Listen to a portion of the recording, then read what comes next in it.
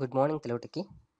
ఈరోజు మీరు మీ వాట్సాప్ను వేరే ఎవరైనా హ్యాక్ చేశారా అన్న విషయం తెలుసుకుంటారు.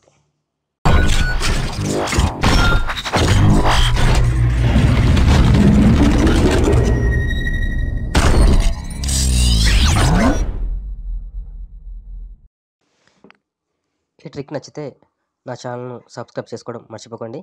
కింద ఒక లైక్ కూడా ఇవ్వండి. Thank you very much. ముందుగా మీ వాట్సాప్ని ఎవరైనా హ్యాక్ చేశారా లేదా అని తెలుసుకోవాలంటే మీ వాట్సాప్ ఓపెన్ చేసి కుడి వైపున పైన 3 డాట్స్ ఉన్నాయి, చూసారు కదా. వీటిని క్లిక్ చేస్తే ఇలా మెనూ వస్తుంది. దీంట్లో వాట్సాప్ వెబ్ అని ఉంది. ఇక్కడ వాట్సాప్ వెబ్ అన్న దాని మీద క్లిక్ చేస్తే ఇలా చూసారా, ఇలా వచ్చింది. అంటే మీకు తెలియకుండా మీ వాట్సాప్ని ఎవరో వాడుతున్నారు అన్నమాట.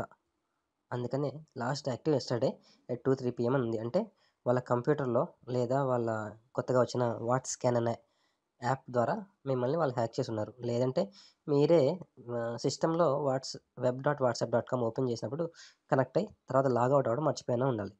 ఒకటి మిమ్మల్ని హ్యాక్ చేసినా ఉండాలి, లేదు మీరే సిస్టంలో మర్చిపోయినా ఉండాలి.